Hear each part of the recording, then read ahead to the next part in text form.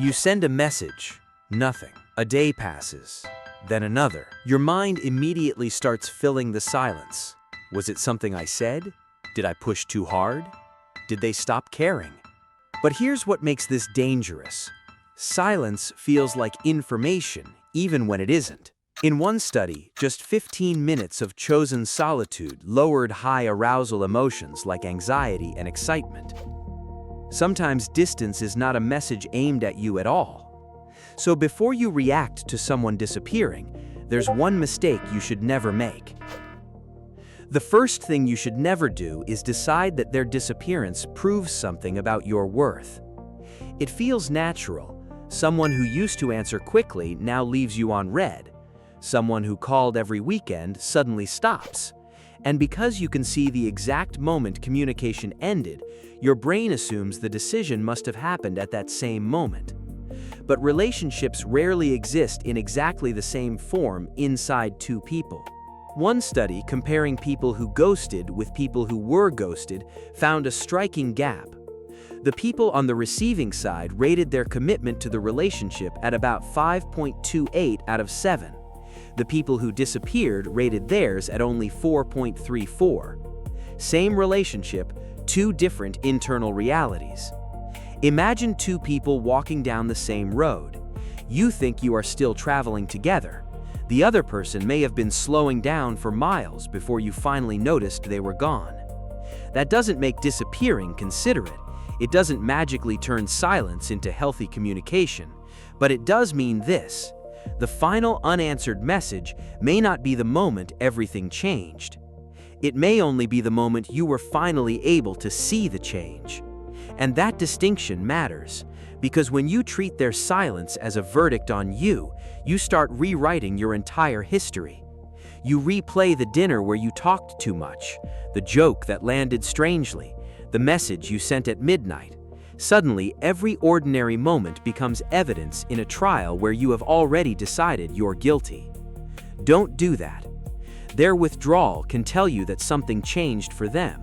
It cannot by itself tell you what your value is. And once you understand that, another trap becomes easier to see. Because the moment you stop blaming yourself, your mind usually tries something else. It tries to get the answer back. You write one more message, not an angry one, a reasonable one. I just want to know what happened. Then another. If you don't want to talk anymore, just tell me. Then maybe you check whether they watched your story, whether they were online, whether they answered somebody else. At that point, you may think you are searching for the person. Often, you are really searching for closure. Psychologists use that word for our need to turn uncertainty into an answer we can live with. And ghosting is unusually good at denying it. Research comparing ghosting with direct rejection found that disappearing without explanation can hit basic psychological needs harder than simply being told no. The effect was especially difficult for people who strongly needed certainty. That makes sense. A clear rejection hurts, but it gives the mind a wall to stop at. Silence gives it an empty room, so the brain keeps walking around inside it looking for a door. Research on people who had been ghosted found a recognizable sequence. First, surprise and confusion, then painful emotions, then attempts to repair the connection, and only later acceptance. That third stage is where people get trapped. You tell yourself one more message will create clarity. One more question will make them explain. One perfectly worded paragraph will finally cause the other person to behave the way you need them to behave. But notice what has happened. Your peace now depends on cooperation from someone who has already stopped cooperating. That is the mistake. You can ask once, you can communicate clearly, you can leave space for an honest response. But when the answer is repeated silence, continuing to chase it doesn't necessarily bring you closer to truth. Sometimes it only makes your nervous system more dependent on the next notification. And there is an uncomfortable twist here. The person who disappeared may not be sitting somewhere feeling nothing. Their emotional experience can be much more complicated than that. One of the easiest stories to tell yourself is this: if they cared, they would have explained. Sometimes that is fair. Mature people should communicate when they safely can, but human behavior is messier than that sentence. In research where people described ghosting from both sides, the emotional pattern was different depending on the role. People who had been ghosted more often described sadness and hurt. People who had disappeared more often described something that seems contradictory: guilt and relief at the same time. That matters. Relief does not automatically mean cruelty.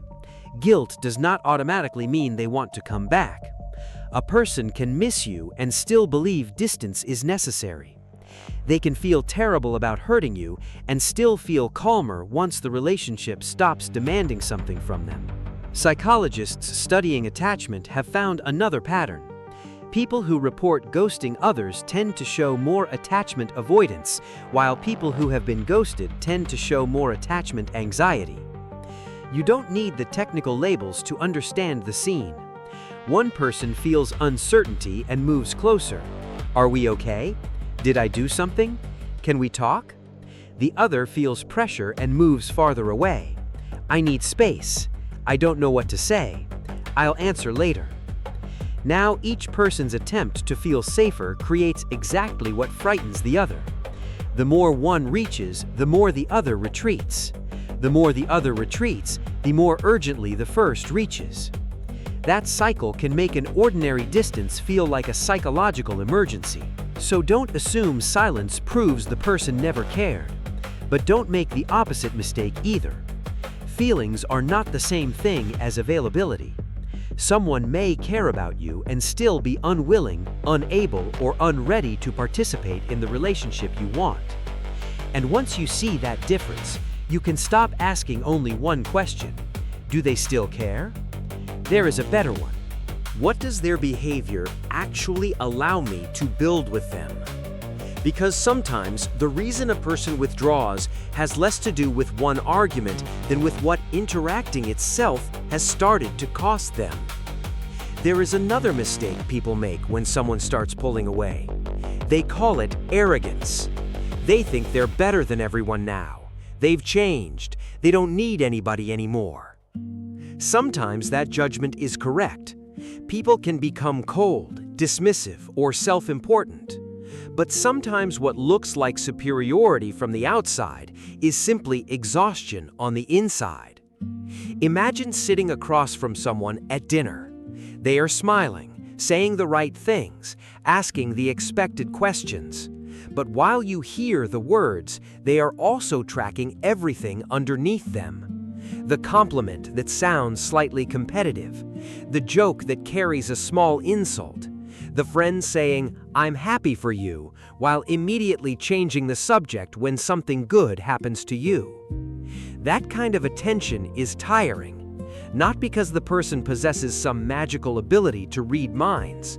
They can be wrong. Everyone can.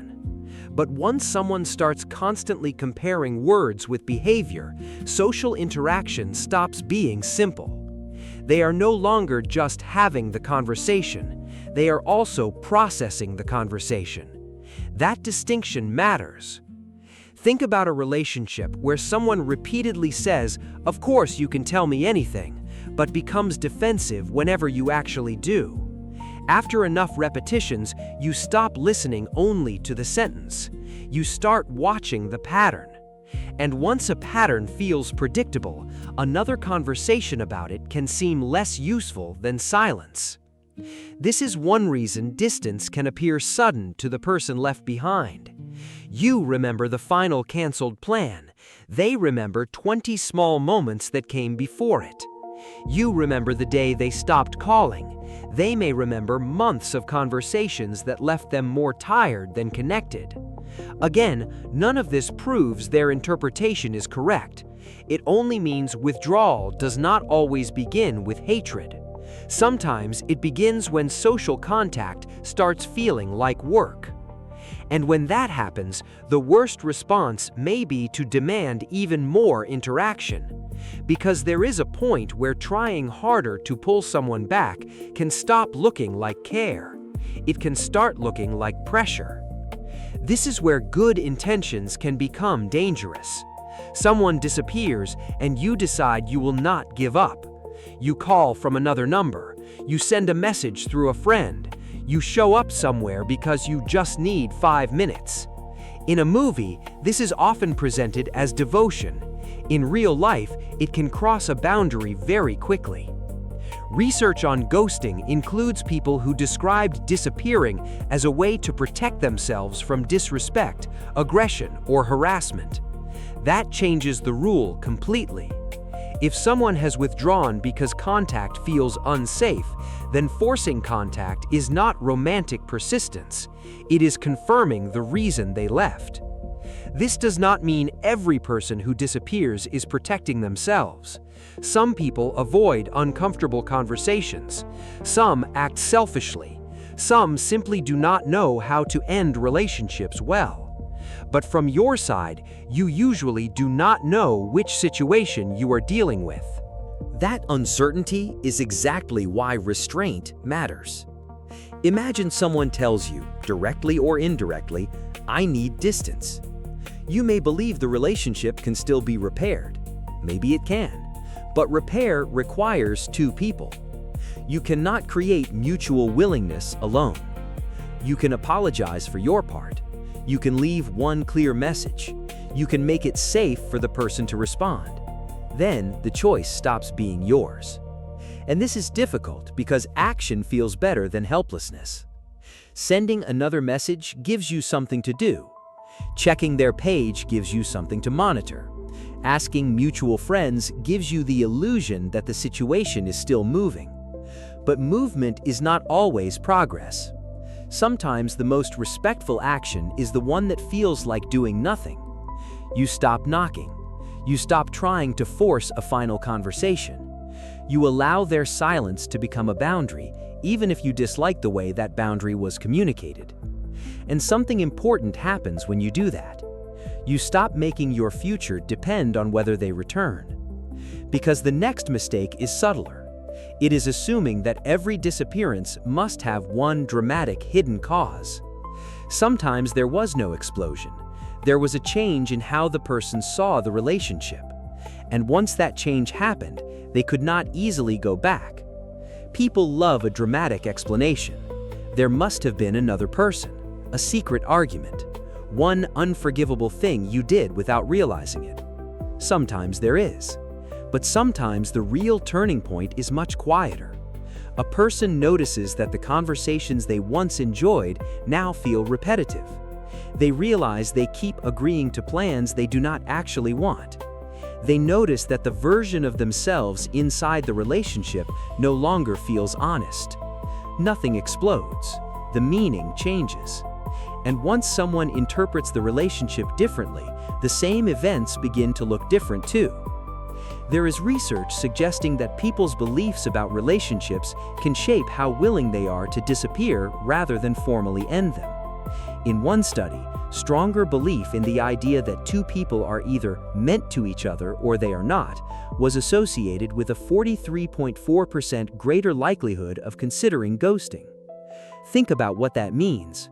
A person with that mindset may not approach a difficult relationship by asking, "How do we repair this?" They may ask, "Is this proof we were never right for each other?" The first question opens negotiation. The second can feel like a verdict.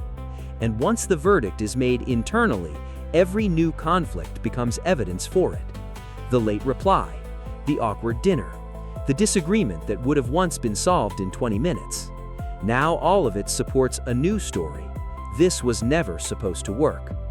Again, that does not excuse disappearing without explanation, but it shows why hunting for one perfect cause can mislead you.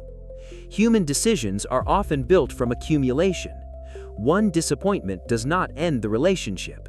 Then another arrives. Then a pattern forms. Then the person gives the pattern a meaning. By the time you see the final action, they may have already lived through the argument privately many times. This is why asking, "What single thing did I do?" can become a dead end. There may not be a single thing. And there is another possibility people often resist even more. What if the person did not leave because their life became worse? What if distance actually feels better to them? If someone disappears from your social circle, it is tempting to imagine them sitting alone and regretting everything. Sometimes they are, sometimes they are not. One of the most important distinctions in research on solitude is whether being alone feels imposed or chosen. When people experienced solitude as something they had chosen for themselves, it was associated with greater calm and less loneliness. That sounds contradictory until you picture two different evenings. In the first, your phone is silent because nobody called. You wanted company, no one came. The room feels empty. In the second, your phone is silent because you turned it over, canceled the plan, made tea, opened a book, and finally stopped responding to everyone for a few hours. Same quiet room, completely different experience. The first feels like rejection. The second can feel like relief.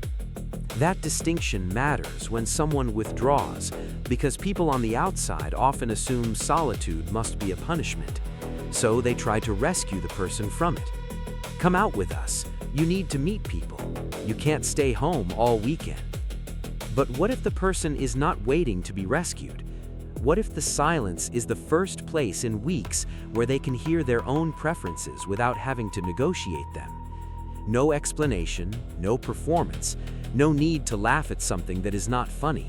No need to answer the question, "What's wrong?" when nothing is wrong. They may simply be tired. Chosen solitude can create room for someone to notice what they actually miss, and just as importantly, what they do not. And this is where the disappearance starts making more sense. Because once a person discovers that distance feels peaceful, returning to every old connection automatically becomes less attractive. They become more selective, not necessarily wiser, not necessarily better, just more aware of what different relationships cost them. And that leads to the most important word in this entire story: suddenly.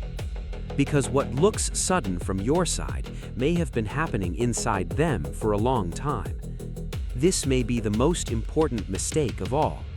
When someone disappears, you experience the ending in real time. Monday they answer, Tuesday they don't. So your mind creates a simple timeline. Something happened between Monday and Tuesday. But that may only be when the process became visible. In one study, relationships that ended through ghosting had lasted an average of 26.03 weeks, about half a year. That matters because ghosting is often imagined as something that happens after 2 dates and 3 text messages. But people can disappear from connections that already have history, routines, expectations, and emotional weight. And researchers studying relationship dissolution have identified 43 different breakup tactics. Think about that number.